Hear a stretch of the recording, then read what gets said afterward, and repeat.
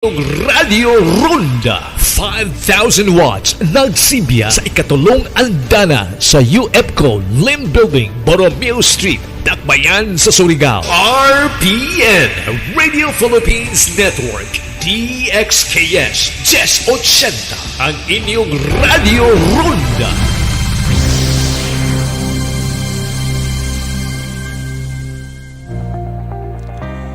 Pilipinas, magandang hapon. Philippines, good afternoon. Hi, Miss Universe.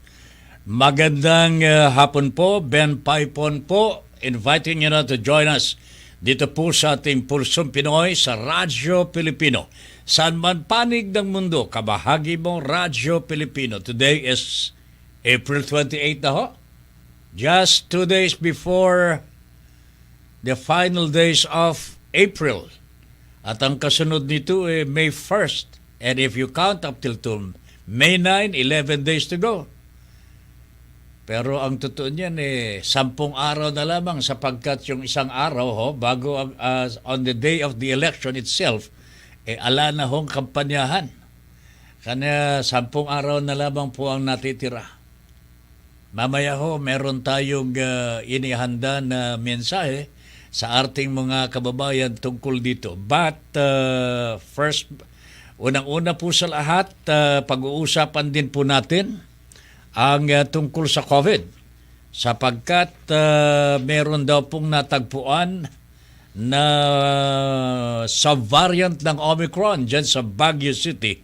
This will be the subject of our conversation with our special guest this afternoon. Manggagaling po sa Baguio General Hospital ba ito, Baguio City Health Services Officer, si Dr. Rowena P. Galpo. Yan po ay sasagawa po natin sa ganap na 3:30 ngayong hapon. But first of all, mga kabahagi, ilan pong mga balita muna. Just in po ito, Ito'y kapapasok lamang pong balita. Isko Parties Iloilo Chair resigns. Tuwa naman po si Christine dito. Hindi. Brian Serebo, Sangguniang Kabataan Federation President of New Lucena Town, tendered his resignation letter as provincial chairperson of Action Democratico on Thursday, April 28. Today, this comes just after the party's standard bearer in the 2022 presidential elections, Manila Mayor Isko Moreno, ended his barnstorm of Panay Island and Guimaras on Wednesday, April 27. Alam ko gagagaling lamang po ni Ka Isko Hurian Pero bakit nag-resign yung party president nila? Ito po, mga kabataan pa naman. Serebo told Daily Guardian that it was poor planning and Dumagoso's recent statements that pushed him to step down as the party's leader in Iloilo Province. Ayan. Ito ang laman ng kanyang sulat I am resigning from my post as provincial chairperson of Action Democratico Iloilo Province, effective today, April 28.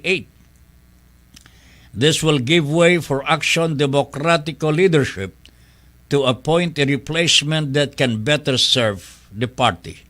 I would like to reiterate, however, that I wish to remain as member of Action Democratico, a party I am proud of, to be part of since 2018, with principles and convictions laid down by our founder, the late Senator Raul Roco, and continued by new breed of leaders such as Executive Vice President Pasig City Mayor Vico Soto.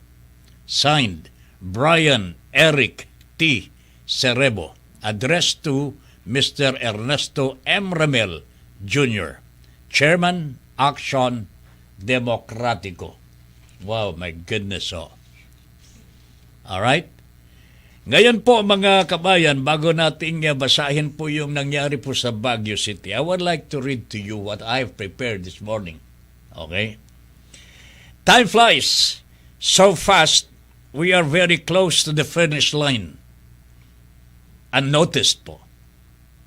Yes, 10 to go because the 9th is reserved for prayers, last-minute preparations without rallies or sorties, just plain and simple relaxation with intent to win the election by all means. Pinag-aaralan po kung anong gagawin po sa election na on the last day. So far, what did we see? Ano po ang nakita ho natin? Conspicuously and unexpectedly, presidential and vice presidential candidates with no intention to win but to gain experience and a little of financial security have left the race without a word or two on the reasons why. Basta tumigil na lamang po sila. Di ba?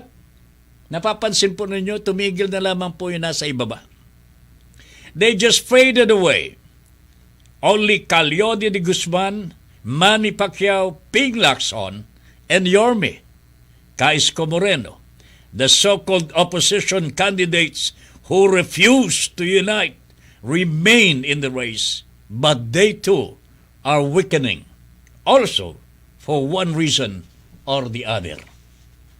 Calyode de Guzman has no chance of winning the presidency, but he is the best gainer. He was clear in his advocacy.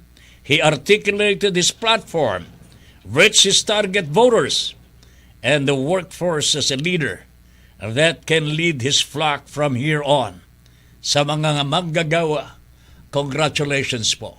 Congratulations. Manny Pacquiao is a dead honest, very consistent in his intent to serve. Kapuna-puna po ang honesty ni Manny Pacquiao. His intention was to serve the less fortunate. But from the very beginning, he knew he had a baggage he could not unload. Ping Lacson exuded with confidence as probably the most senior among the presidentiables. He knows his algorithm from A to Z, but he was deserted by his own party. Yan po ang nakalulungkot kay Ping Lacson. And so with Yorme, kababasa lamang po natin yung mga resignations. Or Caisco, he knew he had the charisma. Ito, alam na alam ni Caisco ito eh. He had the charisma. The funds, importante po ito. The funds and the agility and youthfulness. Siya po ang bata ho sa tropa. But he could not temper his ambition. He attacked the wrong tree at the wrong time. Umatake kung saan-saan ho. Oh. And he too was left behind by his own party mates. Time has flown so fast and there is no time left for recovery. From the very beginning, only two candidates will vie from the presidency. It has been Lenny or BBM from the very start. And it is now shaping up as predicted. Who will it be?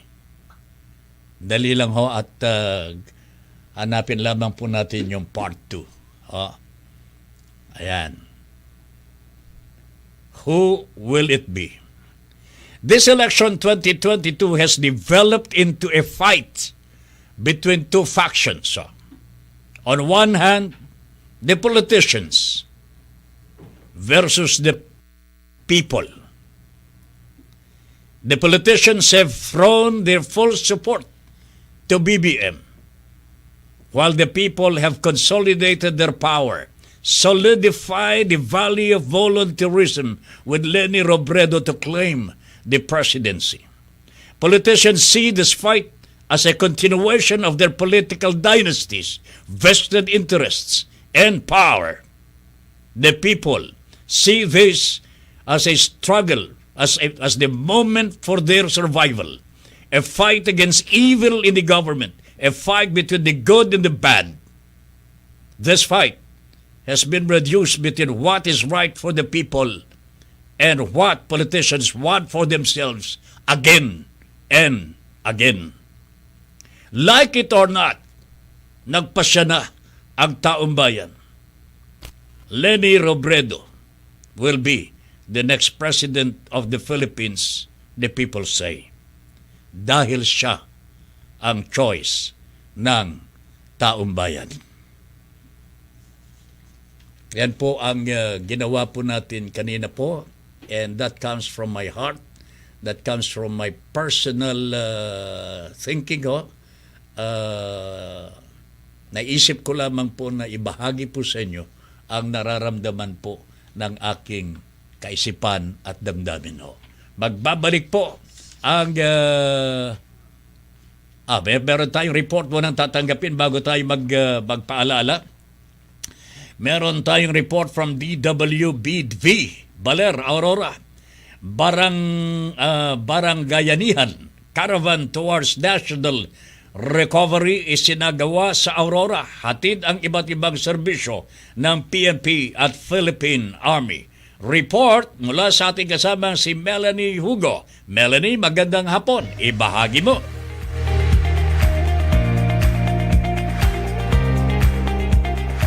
Balita sa Radyo Pilipino. Nagbigay ng libreng gupit sa may 20 individual sa panguna ng mga tauhan ng 91st Infantry Battalion Philippine Army sa panguna ni Lieutenant Colonel Julito B. Recto Jr. bilang bahagi ng Duterte Legacy, Baranggayanihan Caravan towards National Recovery na isinagawa kahapon sa Baler, Aurora. Maliban sa libreng gupit, nasa humigit kumulang 50 mga individual ang dumalo sa lecture na may kaugnayan sa Enhanced Comprehensive Local Integration Program o ECLIP. Ang ECLIP ay isang programa na nagbibigay ng tulong pinansyal sa mga dating rebelde na tumalikod sa armadong pakikibaka at nagbalik loob sa gobyerno. Ayon kay Lieutenant Colonel Julito B. Recto Jr., Acting Commander ng 91st Infantry Battalion Philippine Army, ang pagsasagawa ng Duterte Legacy Caravan activities ay bahagi ng pangkalahatang pagsisikap ng Provincial at Municipal Task Force na wakasan ng lokal na armadong labanan ng komunista sa lugar ng operasyon ng Army sa probinsya ng Aurora.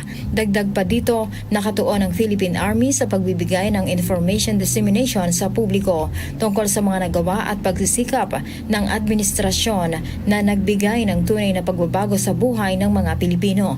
Sa pamamagitan ng information drive ng PNP at Baranggayanihan Caravan ay namamahagi din ng mga food packs kasama ang Department of Trade and Industry DTI, Department of Interior and Local Government DILG. Mula dito sa Baler, Aurora, ako si Melanie Hugo. Saan mang panig ng mundo, kabahagi mo, Radyo Pilipino. Balita sa Radyo Pilipino.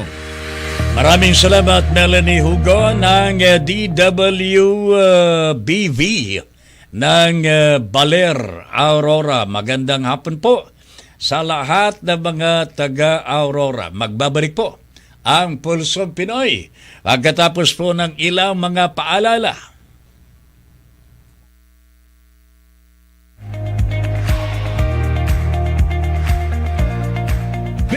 Ben Paypon sa Pulsong Pinoy. Radyo Pilipino. Bahagi ba ng pangkabuhayan mo ang agrikultura? Nais mo bang makakuha ng impormasyon, tulong at gabay ang iyong mga katanungan tungkol sa agrikultura? Sasagutin natin yan sa Asenso Agri-Negosyo. Mga impormasyong makabuluhan at makatutulong sa negosyong pang-agrikultura. Asenso Agri-Negosyo. Agri ka ba? Samahan na ang inyong kabahagi at hero sa agrikultura. Hero Robregado. Lunes hanggang Biyernes, alas 5 hanggang alas 6 ng umaga. Asenso Agri-Negosyo. Dito lang sa kabahagi mo, Radyo Pilipino. May iba na ba siya Kasal ba kayo? Hanggat nasa tama ka. Kakampi mo ang batas. Lunes hanggang Biyernes, 1 hanggang 2 ng hapon. Kasama si Attorney Melanio Batas Mauricio. Attorney Batas. Kakampi mo ang batas. Dito lang sa kabahagi mo, Radio Pilipino. Ang trusted dog food ni Catherine Bernardo, Nutri-Chunks na. Listo at ganado ang baby ko sa vet-approved Nutri-Chunks with active boost and prebiotics na pampalisto. Made with real meat and essential nutrients that help keep them healthy and happy. Listo ganado sa Nutri-Chunks. Ito ang rat para sa Petron Diesel Max. Tough outside, clean inside, Petron Diesel Max. Nililinis ang umaandar na makina mo. Hindi ka bibitinin sa akyatan nito. Petron Diesel Max cleans your fuel nozzle. Kaya saan man mapadpad, walang kahassle-hassle. Kung naghahanap ka ng bad word, sarap na ito. Pati ito nilinis na ng Petron Diesel Max, yo. Petron Diesel Max keeps your engine clean so that nothing gets in the way of your engine's power. Tough outside, clean inside, Petron Diesel Max. Ang trusted dog food ni Catherine Bernardo, Nutri-Chunks na. Listo at ganado ang baby ko sa vet-approved Nutri-Chunks with active boost and prebiotics na pampalisto. Made with real meat and essential nutrients that help keep them healthy and happy. Listo ganado sa Nutri-Chunks. Kakapost lang ni Doc Green Official. Alam mo, space ba na green face mask is better than blue? Question mark, exclamation. Green equals sign dahon. Dahon equals sign kalikasan. Therefore, mask plus sign green equals sign nature protected, letter U. Huwag paloko, mag-fact check muna. Ang totoong balita, tunog tama, dapat tama. Isang paalaala mula sa KBP at ng istasyong ito. Blue plus sign, yellow divided sign by rainbow equals sign. Ipagkaisa po natin ang buong Pilipinas at sama-sama po tayong babangon muli. Kailangan na natin ng pagbabago. Pagbabago na magmumula sa puso at isipan ng bawat Pilipino. Kaliwat kanan ang kampanya. Kaliwat kanan ang pamumulitika. Pag tayo public servant, the people may not be our masters, but definitely we are your servants. Alamin ang totoo. Alamin ng diretso. Sasamahan ko kayo dyan sa laban nyo na yan. Samahan ninyo ko ng imposible, gawin nating posible. Sa Radyo Pilipino, election coverage. Tayo'y Pilipino 2022. Nakanino ang boto ng Pilipino? Sino-sino ang mauupo sa pwesto? Gusto nyo ng pagbabago? Dadalhin ko kayo sa kampyonatong hangad ko para sa taong bayan. Tayo'y Pilipino 2022. The Radio Pilipino election coverage. Tututukan at ibabahagi ang mga kaganapan sa araw ng eleksyon on air and online mula Luzon, Visayas at Mindanao sa pamamagitan ng mga Radyo Pilipino and 1FM stations. Tayo'y Pilipino 2022. The Radio Pilipino election coverage. May 9, 2022 sa 1FM at sa kabahagi mo, Radyo Pilipino.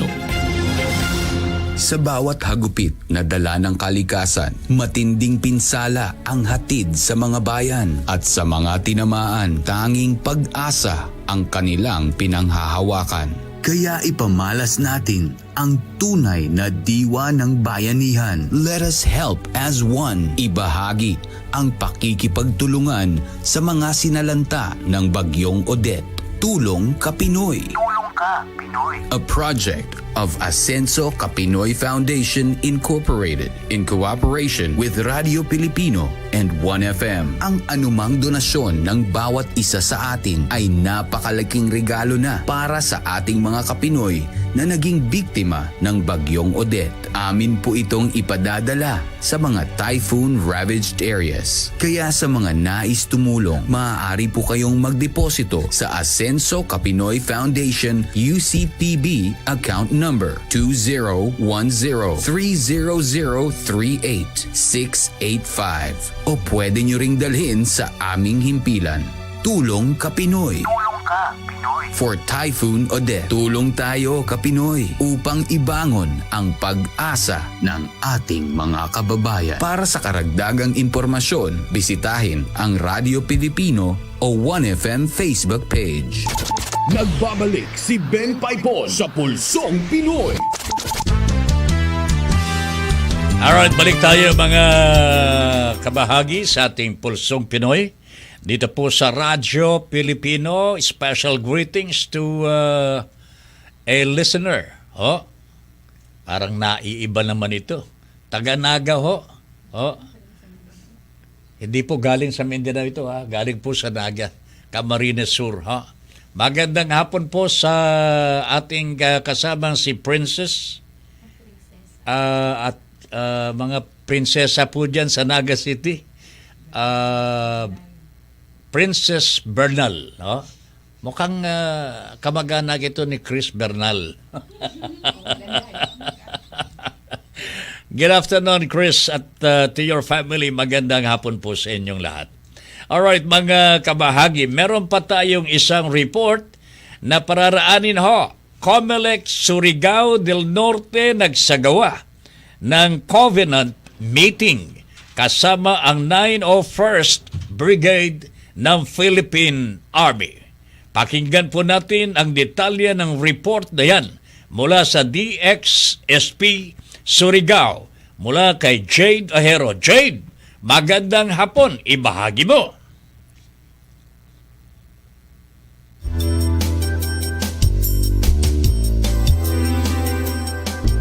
Balita sa Radyo Pilipino. Nagsimula ang Covenant Meeting at panunumpa sa panguna ng Office of the Provincial Election Supervisor, Commission on Elections, Surigao del Norte sa pagpagtulungan ng 901st Brigade, 30th Infantry Battalion at Surigao del Norte Police Provincial Office sa headquarters ng 901st Brigade sa Santa Cruz Placer, Surigao del Norte noong Abril 25, 2022. Ito ay bilang paghahanda sa darating na May 9, 2022 national at local na halalan. Ang aktibidad ay pinangunahan ng Provincial Election Supervisor ng Surigao del Norte na si Attorney Riza Ann Donalyn Constantino bilang chairman ng Provincial Joint Security Control Center kasama ang kanyang mga vice chairpersons Brigadier General George L. Banson, Commander ng 901st at Police Colonel Renato Mercado ng Provincial Director ng Surigao del Norte Police Provincial Office.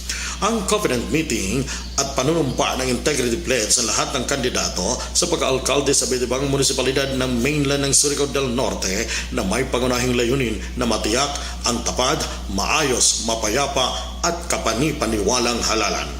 Ang aktibidad ay dinaluhan ng kabuuang 19 na kandidato kung saan 10 ang mga nanungkulan na alkalde sa lungsod o munisipyo. Sa panahon ng talakayan, nagtanong ang mga kandidato tungkol sa mga isyu na may kaugnayan sa halalan. Ayon pa sa COMELEC, kailangan sundin ang mga nakasaad sa COMELEC rules para hindi malagay sa alanganin ng isang kandidato. Nagbigay pa ng karagdagang mga alintuntunin na may kaugnayan sa pagsasagawa ng May 2022 election.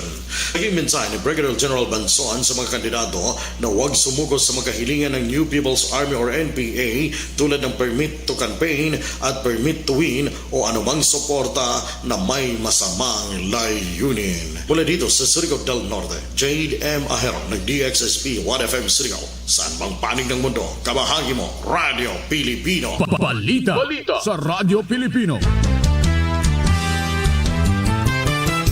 Alright, maraming salamat, Jade. Thank you very much. At sa lahat ng mga taga Surigao, magandang hapon po. At hari naway nasa mabuting kalagayan po kayong lahat sa mga sandaling ito. Magandang hapon din po sa mga sumusunod, lalong-lalo na kay Bernard Binyosa. Ito po'y Pangulo ho ng Philippine Media and PMI, Investigative Association po ito. Maraming salamat, Bernard. Sabi niya, paro-paro G, kumakalat at usong-uso na ngayon. Tatabin. Sabi niya, gusto mo mag-paro-paro G ako dito? Walang problema yan. Wag lamang pong maninira ang taong bayan o kaya yung magpaparo-paro G. Ha? Wag tayong maninira. Ha? Masama po yun. Mr. Cuerpo, Raymond Cuerpo, magandang hapon. Tabin, ho? At sa lahat ng mga taga Mindanao, good afternoon. Mel Rodelio Militante, magandang hapon. And then Pedralves, good afternoon po. Mr. Ben Paypon, Watashi wa anatao. Magandang hapon, good afternoon po, Sir Ben Paypon. To withdraw is not to run away, and to stay is no wise action when there's more reason to fear than to hope. Ang galing naman ni Pare Mel. To withdraw is not to run away, and to stay is no wise action when there is more reason to fear than to hope. Alam po ninyo, ang eleksyon na ito po ay nagdulot talaga ng maraming aral. Katulad na lamang po ng kay Isko Moreno, who thought that Isko Moreno would weaken in the final days of the campaign. Ang kanyang mga kapartido mismo ang sumusurrender. But of course, the Yorme will never surrender. Ganon din po si Ping Lacson mga kabahagi. I thought then that he was the most senior presidential candidate for president. Only to find out in the final days of the campaign, nagwi-weekend din po ang kanyang kampanya sapagkat he was deserted by his own people. Malungkot po ito, mga kababayan. Pero I think may lesson po siguro. I do not know what to say about Yorme or to Ping. Kung ano po ang dapat po natin sabihin din po kay Manny Pacquiao. Kasi si Manny Pacquiao talagang very honest Talagang todo ho ang kanyang pangangampanya, and he was telling the people, ako ang kailangan ninyo sapagkat ako ang kamukha ninyo. Sa totoo lamang po. Pero ang nakita ko po talagang masigasig at straight to his advocacy, itong si Calio D. Guzman. Unfortunately, from the very beginning, talagang hindi pa po napapanahon siguro na ang mga manggagawa would be given the chance to lead the country as the president. Alam naman po ni Calio D. din. Pero alam po ninyo, ang ganda po niyang ginawa ni Calio D. sapagkat hindi po siya nanira, nagpatuloy lamang po sa kanyang advocacy, nagpunta po siya sa mga liblig na puok, up to a point na siya po ay muntik ng mabaril. Di ba? Yan ang talagang mga kandidato with the principle. Ito ho yung mga napapag-aralan natin, natututunan po natin. Okay? So, sana ho, etong darating na ilang araw pa po, mga 11 araw po before the May 9 elections, ay matutunan na po natin na piliin po yung totoo, yung walang bahid ng korupsyon. Sana ho ay isaalang-alang po natin ang kalagayan ng ating bansa. Alright. Sandali lang ho. Bago tayo mag-break, meron pa tayong report na tatanggapin. Ito po ay manggagaling naman sa DWPR Dagupan. Galing po kay Glenn Ordinario, Security at Emergency Response Team. Handa na para sa gaganaping kalutan dalan. Ihawan sa daan. Maganda ito. Punta tayo doon. Sa Dagupan City, Pangasinan. Alamin po natin ang detalye mula kay Glenn Ordinario. Glenn, magandang hapon. Ibahagi mo. Balita sa Radyo Pilipino. Magandang hapon, Tata Ben. Ipinakita ng iba't ibang government agencies at volunteer group kay Mayor Brian Lim ang kahandaan para sa gaganapin kalutan at dalan sa darating na April 30, 2022. Sa isang send-off ceremony na ginanap ngayong araw, itinala kung ilang tao at ano-anong mga sasakyan at gamit ang ipapakalat para tiyakin ang kaligtasan at kaayusan sa okasyon.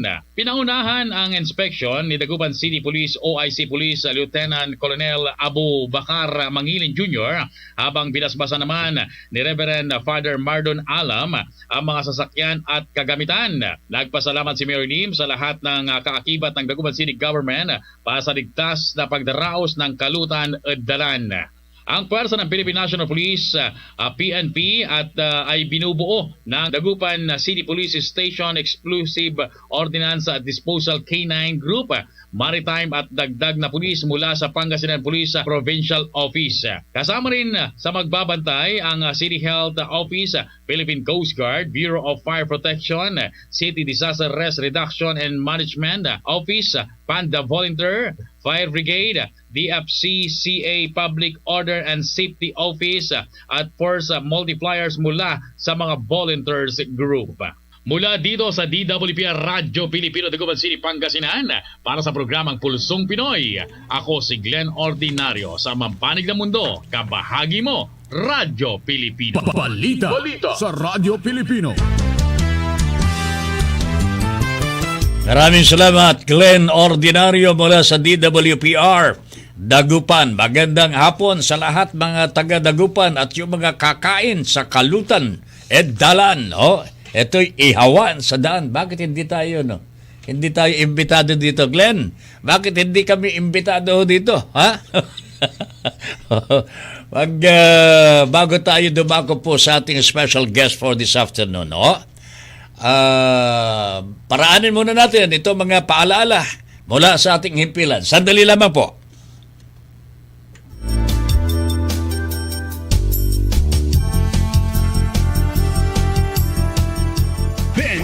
Paypon sa Pulsong Pinoy. Radyo Pilipino.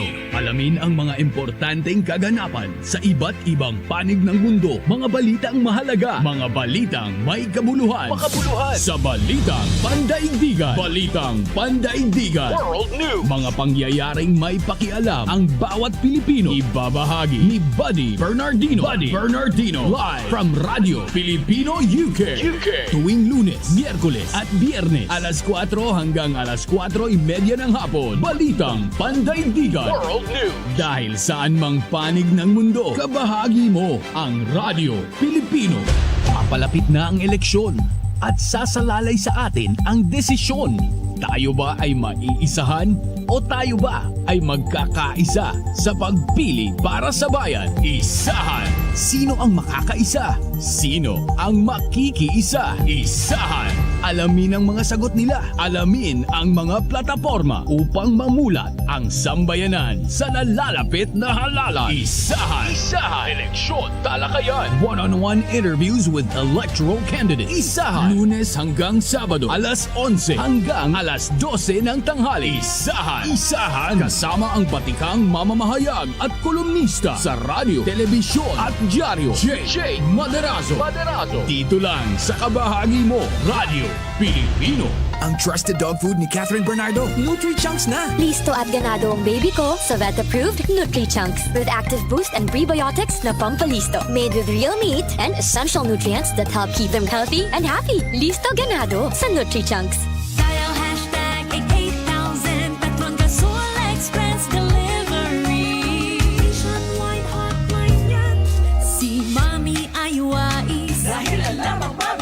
Petron Gasol Delivery. Call and delivery ay free. Hashtag 88,000 yan. Hashtag 88,000 yan. Hashtag 88,000 yan. Petron Gasol Express Delivery. Nationwide hotline yan. Ang trusted dog food ni Catherine Bernardo, Nutri-Chunks na. Listo at ganado ang baby ko sa vet-approved Nutri-Chunks with active boost and prebiotics na pampalisto. Made with real meat and essential nutrients that help keep them healthy and happy. Listo ganado sa Nutri-Chunks. Kabahagi mo. Radyo Pilipino. Impormasyong may kalidad. Serbisyong may halaga. Saan mang bahagi ng Pilipinas. On air. Saan mang bahagi ng mundo. Online. Ano mang uri ng pamumuhay. Kasama. Katuwang. Kapinoy. Kabahagi mo. Kabahagi mo. Radyo Pilipino. Radyo Pilipino. Pinag-uusapan, 0.41 seconds ago, mula kay @Jello123. Imahe ng isang patron, lumuha ng chocolate! Exclamation! At yung chocolate, naging muka ni Mayor! Huwag paloko, mag-fact check muna. Ang totoong balita, tunog tama, dapat tama. Isang paalaala mula sa KBP at ng istasyong ito. Miracle Mayor number 4, all caps, halalan. Ako si Melinda, tindera, kumakayod para sa pamilya. Sa halalan, huwag niyo kong kalimutan. Arnold ho, bumabiyahe para sa maginhawang buhay. Sa halalan, huwag niyo kong kalimutan. Carla po, nurse, nagsiservisyo sa Pilipino. Sa halalan, huwag niyo kong kalimutan. Sa boto mo, apektado ang buong bayan. Sa halalan, huwag natin sila kalimutan. Paalala ng Ad Standards Council, Ad Foundation, KBP at ng himpilang ito. Narito ang mga dapat gawin sa araw ng halalan. Ito ang proseso ng pagboto. Una, hanapin ang pangalan sa Posted Computerized Voters List o PCVL na nakapaskil malapit sa pintuan ng polling place. Alamin ang precinct number at sequence number. Lumapit sa Board of Election Inspectors o SBEI upang ma-check kung may indelible ink ng inyong daliri at ma-verify ang identity sa Election Day Computerized Voters List o EDCVL. Pangalawa, kunin sa BEI ang marking pen at balota na nakasilid sa ballot secrecy folder. Magtungo sa voting area upang pumoto. Siguraduhing tama ang pag-fill up ng balota. Huwag mag-overvote. Pangatlo, matapos ma-fill up ang balota, ipasok ang balota sa VCM. Hintayin ang voting receipt. Pang-apat, isang election worker ang gugupit ng resibo. Lalagyan ka muna ng indelible ink bago ibigay sa iyo ang resibo. Ikalima, i-verify ang resibo habang nakatayo sa tabi ng voting receipt receptacle. Kung may katanungan, ipagbigay alam sa BEI. Ihulog ang resibo sa receptacle. Bawal ilabas sa polling place ang resibo. Nagbabalik si Ben Paypon sa Pulsong Pinoy.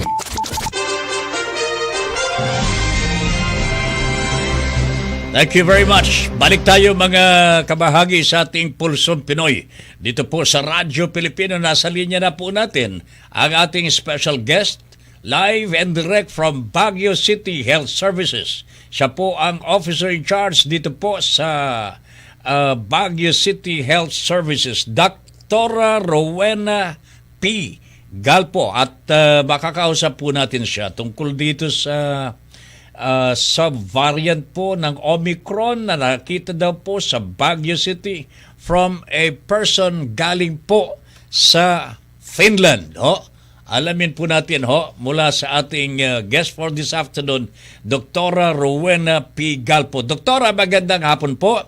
Si Ben Paypon po ang makakausap po ninyo dito po sa ating Pulsong Pinoy. Doktora, magandang hapon po. Yes po. Magandang hapon po. Magandang hapon po. Maraming salamat po at pinaunlakan po ninyo ang aming tawag po. Maraming salamat. Doktora, ano bang nangyari ho dito? According to the reports, you found out that there is a Finnish woman galing po sa Finland, pumasok po dito sa Baguio City at natuklasan na meron po siyang sa variant. Can you tell us more about this one? Yes po. Noong April 2, dumating nga dito sa Pilipinas ang isang taga-Finland, 52-year-old female. So, nag-travel dito sa Philippines from Helsinki, Finland. So, nag-stay pa siya sa Manila, nag-conduct ng mga seminars. And then, noong April 7, dumating dito sa Baguio. Mm-hmm. Ngayon, ganun din ang ginawa, nag-conduct din ng mga iba't ibang ng seminars dito sa Baguio. So, noong April 10, nag-develop siya ng signs and symptoms kagaya ng sore throat, headache, at saka sipon, kaya nagpa-test siya. Noong 11, lumabas ang resulta noong April 12, kaya immediately na-isolate naman siya. So, na-discharge pa siya from isolation on the 18th at bumalik siya sa Finland on the 20th. So, yun po ang konting background on the case.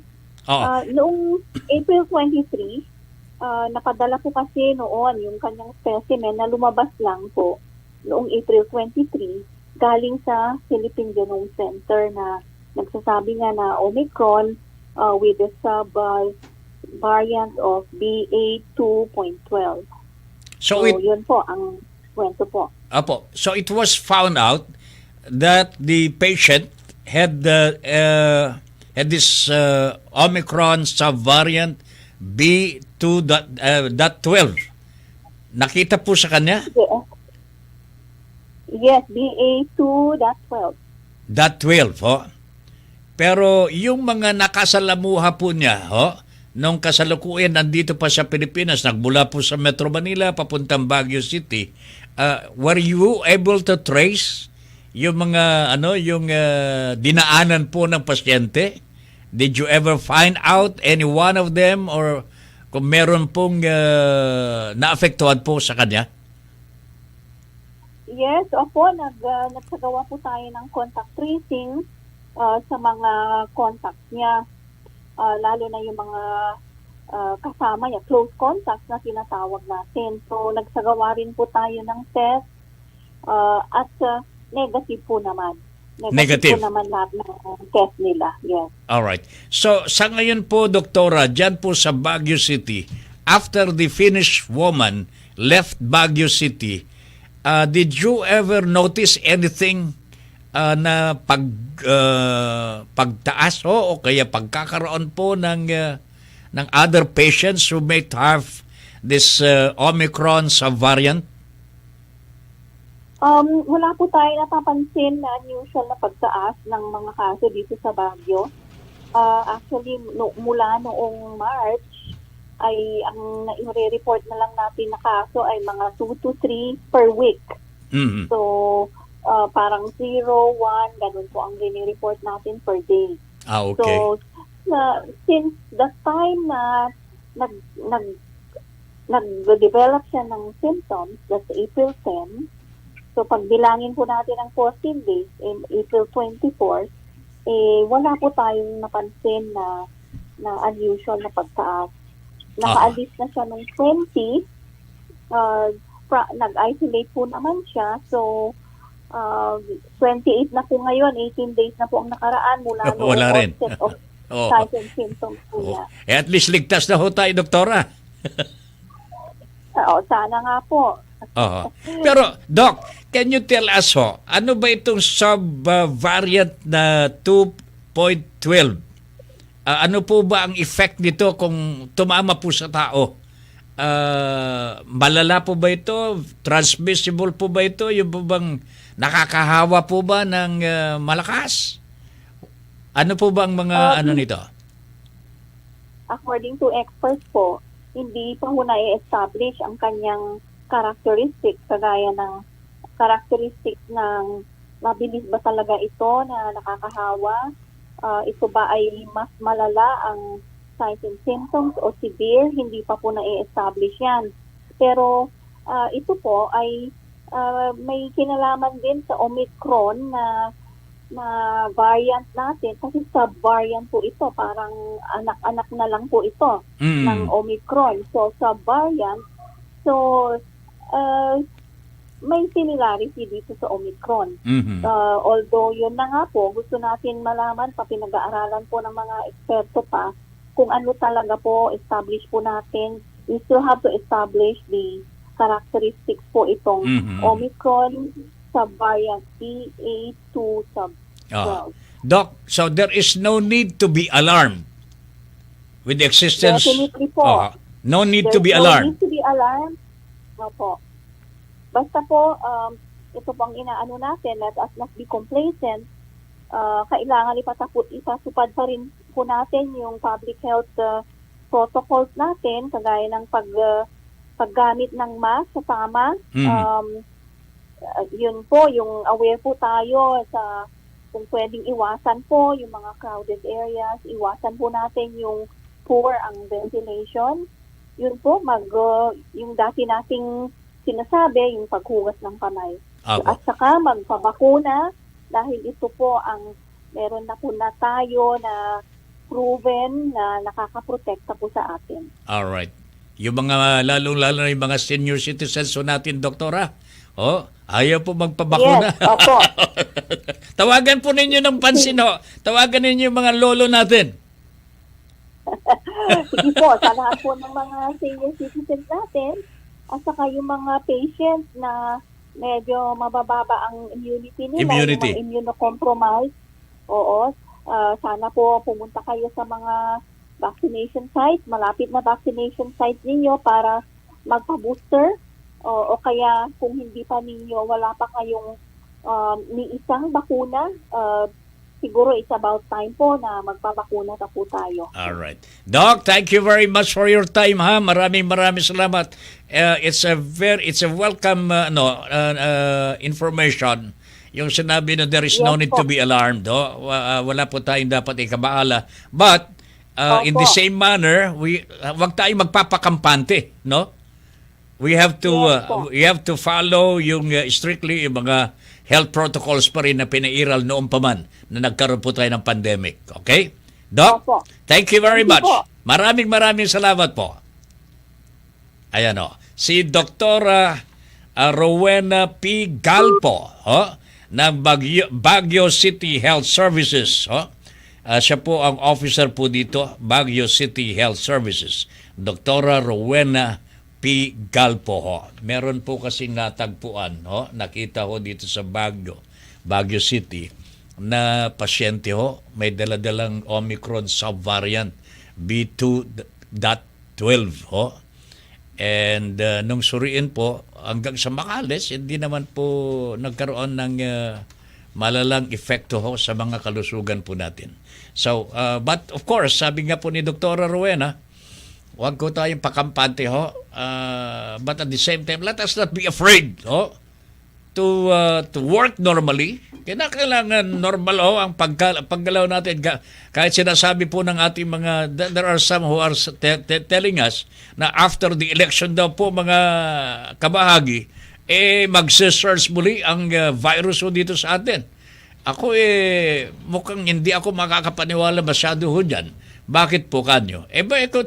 Lumipas na ang Holy Week. Binuksan na po natin ang mga resource natin. Talaga nagdagsa na po ang mga tao dyan. Nagkaroon na po tayo ng kampanyahan po. Ang dami-dami pong tao nag-a-attend ng mga rally sorties ni Madam Leni Robredo into the hundreds of thousands at walang social distancing. Bakit wala man lamang surge? Ito lamang ang masasabi natin gaya po ng sinabi ni Dr. Galpo. Kailangan lamang po mag-ingat pa rin tayo. Mag-ingat po rin po tayo. Try to wear your mask anytime you leave the house.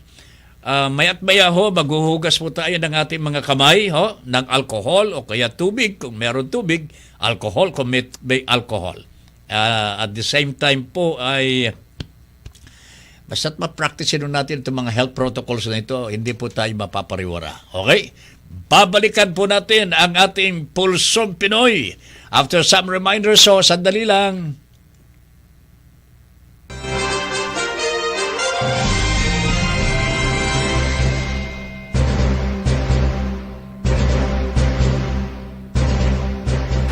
Ben Paypon sa Pulsong Pinoy. Pulsong Pinoy. Radio Pilipino.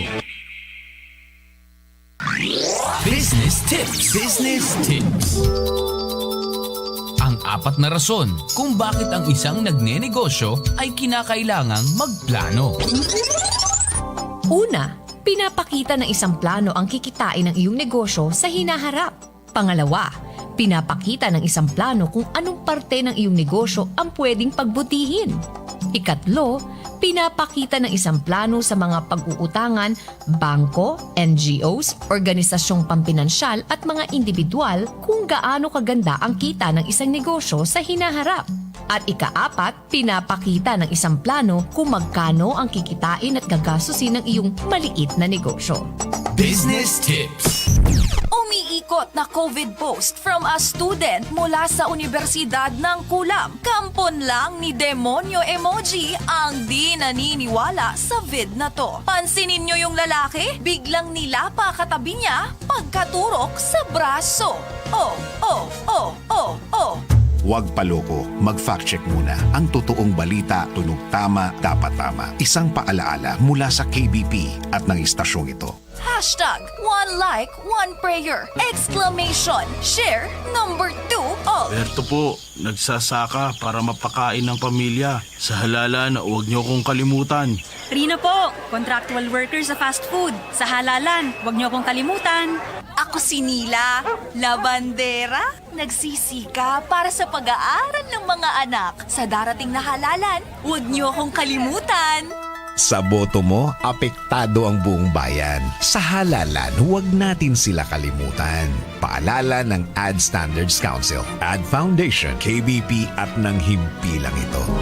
Mga dapat tandaan para siguradong mabilang ng tama ang iyong balota. Gamitin ang official marker lamang na binibigay ng BEI. Huwag gamitin ang sariling ballpen, lapis o ibang panulat. Itiman ng buong buo ang bilog. Huwag bumoto ng higit sa nakasaad na kinakailangan para sa posisyong binobotohan. Ito ang tinatawag na overvote. Pag nag-overvote ka, hindi mabibilang ang boto para sa posisyon na iyon. Maari kang mag-undervote o yung bumoto ng mas kaunti sa kinakailangan ng posisyon. Huwag dumihan, lukutin o punitin ang iyong balota. Bawal din litratuhan ang balotang namarkahan na ng boto mo. Kapag may katanungan tungkol sa nilalaman ng resibo, agad na ipagbigay alam sa BEI. Ang inyong katanungan o reklamo ay itatala sa minutes of voting at inyong lalagdaan ang likod ng resibo. Ang resibo ay ikakabit sa mismong minutes of voting. Bawal ilabas sa polling place ang resibo. Bawal din itong litratuhan. Nagbabalik si Ben Paypon sa Pulsong Pinoy. Balik tayo mga kabayan at mga kabahagi sa ating Pulsong Pinoy. Maganda itong comment ng isa nating viewer po, kaibigan ko ito, si Ginoong Bernard Menyosa. Good afternoon, Bernard. Sabi niya, paro-paro G ang uso ngayon, taben. Kaya, ang daming lumilipad at tumatalon sa iba't ibang mga partido. Ako, sanay ako dyan sa paro-paro G, Padre, ha? Oh. Pero that is true. That is true. That is why, sabi ko kanina sa umpisa ng ating programa, nagwi-weekend na ho ang kanilang mga kampanya ho.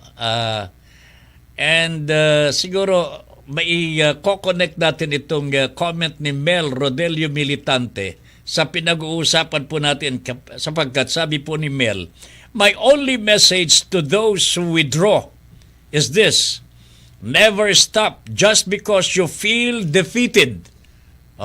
Huwag ko kayong titigil dahil naramdaman ninyong talo na kayo. The journey from the other side is attainable only after great suffering. Totoo yan po mga kababayan. Totoong-totoo po ito. Pero pansinin po nitong kampanyang ito, yung mga kandidato pampresidente lalong-lalo na, yung mga pampresidente, talagang yung mga nasa baba talagang kusa nang nag-withdraw. Hindi na po natin nalaman kung ano ang dahilan ng kanilang pag-withdraw. Nandyan po yung mga Norberto Gonzales and so on and so forth. They do not, hindi na po sila kakampanya talaga, no?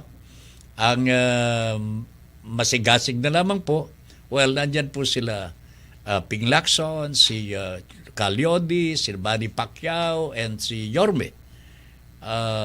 Of course, the two primary candidates, si BBM at saka si Lenny Robredo, ay talagang nandun na po sa tuktok na tuktok. Pero ang gusto ko lang sanang madagdagan dito, yung sinabi ni Mel, na yung pag-withdraw mahalaga po ito pagkaalam mo ng kailangan and there is no chance of winning, kailangan siguro mag-withdraw na lang. Tingnan mo yung ibang mga pampresidente talagang kusa na silang nag-withdraw without saying any, wala nang sinasabi pa ang dahilan. Pero sa ibang mga kandidato who thinks and believe that they have still a chance, well, hindi naman po natin pwedeng pilitin po silang mag-withdraw. But they should, kumbaga they should read between the lines, ika nga. Kung yung mga kapartido mo na mismo ay tumitiwalag at pumupunta na po doon sa sinisiraan mo, ay palagay ko naman mag-isip-isip ka na. Kung meron pong pag-iisip pa, kung wala lang pag-iisip, haya, sige. Nasa sayo na lang yun. Palagay ko mga kababayan, tularan po ninyo ang ginawa po ni Mr. Marcoleta, Rodante Marcoleta. This is one candidate who really believes that he could win. Kasi nasa partido po siya ni Pangulong Rodrigo Duterte. He belongs to a powerful group of religious people who vote as one. Can you imagine that? Nasa kanya yun. And yet, naisipon po niya mag-withdraw sa race. He is no longer a candidate for senator. Bakit po kaya? Of course, he alone would know the reason for this. But definitely mga kababayan, first, nagtatapat na si Pangulong Rodrigo Duterte. Ang sabi po niya, nagkamali ako.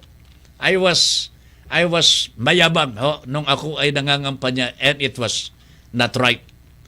Inaamin na po ni Mr. Duterte na siya po ay nagkamali. Kayabangan lamang po ang nangyayari sa halalan. Act of hubris. Kumbaga sa super yabang. Okay? So ito po ay nakikita mo natin na nangyayari po dito sa ating eleksyon sa ngayon. And hopefully po mga kababayan, we will be guided by our conscience. We will be guided sa mga nangyayaring tama at totoo dito po sa ating bansa. This will guide us to the next step during the election na po yun. On the day of the election mismo, we should know by then ano po ang dapat po natin gawin. Sino ang iboboto po natin. Ito. Pasabi din, Miss Lynn, may special coverage tayo sa May 9 election day. Meron po tayong we will be bringing the action to your living rooms on election day mismo mga kababayan po. Magkakaroon po ng coverage ang Radyo Pilipino on May 9. Tatabin, Cagayan de Oro sila. Nandun po sila Katia, sila Cathy Gabriola and yung mga management people natin sa Radyo Pilipino, dumadalaw na po sila sa mga provincial stations po natin in preparation for our special coverage on May 9. See you then, pero bukas makikita pa tayo. Magpapaalam na po si Tata Ben. Wala na tayong oras sa kabuuan ng ating Pulsong Pinoy. Maraming salamat kay Ram Alonso, kay Engineer Dave, sila Eman, at sino pa yung isa? Wala, si Binibining Christina. Mochi. Ayan, Mochi. Alright, Binibining Christine, nung araw ito. Miss Lynn, maraming salamat. RPN Radio